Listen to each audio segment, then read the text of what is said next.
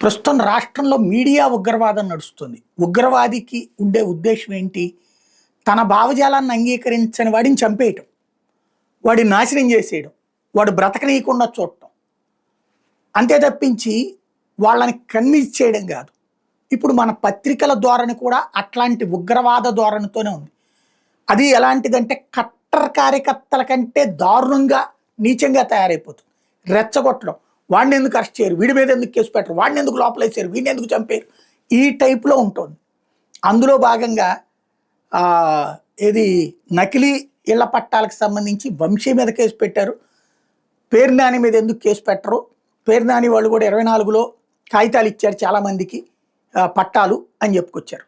వాస్తవంగా ఇక్కడ నాకు అర్థం కానిది ఏంటంటే, లక్షల మందికి, రాష్ట్ర వ్యాప్తంగా 30 లక్షల మందికి ఇళ్ల స్థలాలే ఇచ్చారు. ఇంకా కొత్తగా నకిలీ ఇళ్ల పట్టాలు ఇవ్వాల్సిన అవసరం ఏంటి? నెంబర్ 1. నెంబర్ 2, అవి ఎలక్షన్స్ అప్పుడు గ్యారంటీల టైపులో ఇస్తారు అనుకుందాం, ఇచ్చారు అనుకుందాం. అప్పుడు తెలుగుదేశం టైంలో కదా ఇచ్చింది వంశీ. మరి అప్పుడు ప్రభుత్వం తెలుగుదేశం జవాబుదారీనా, వంశీ జవాబుదారీనా? అక్కడ వంశీ వైసీపీలో ఉన్నాడు కాబట్టి జవాబుదారీ.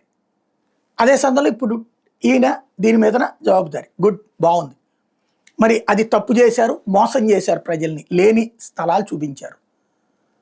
మరి సూపర్ 6 అని చెప్పి ఇంటింటికి తీసుకెళ్ళి ట్యాబుల్లో మీ ఇంట్లో వాళ్ళకి ఇదిగో ఇంత, మీ అమ్మాయికి ఎంత వస్తుంది, మీ అబ్బాయికి ఎంత వస్తుంది, మీ ఆయనకి ఎంత వస్తుంది, మీ మా అమ్మకి ఎంత వస్తుంది అని చెప్పేసి మీకు ఎంత ఎలిజిబిలిటీ, ఇప్పుడు వాళ్ళు ఇస్తుంది 50,000, ఇప్పుడు రాబోయేది 1,00,000, ఇదిగో తీసుకోండి అని చెప్పి గ్యారంటీ కాగితాలు ఇచ్చి వచ్చారు కదా చేతికి. దాదాపు 3 కోట్ల మందికి ఇచ్చారు కదా ఇవి. మరి అవేమంటారు? అవి గ్యారంటీనే. అవి గ్యారంటీ అంటే ఏంటి? గ్యారంటీ అనే కదా, అవి కూడా మోసమే కదా అప్పుడు. అట్లాగే అంతకుముందు సారి అదే విధమైనటువంటి ఇచ్చుకొచ్చారు. ఒకప్పుడు అయితే నగదు బదిలీ అని చెప్పి 2009లో ఏటీఎం కార్డులు కూడా తీసి ఇచ్చారు, నగదు బదిలీ చేయబోతున్నాం అని చెప్పేసి. ఎన్నికలప్పుడు జరిగేటటువంటి వాటి మీదన చీటింగ్ కేసులు పెట్టడం బిగిన్ చేస్తే దేశంలో ఒక్క నాయకుడు కూడా బయట తిరగడం.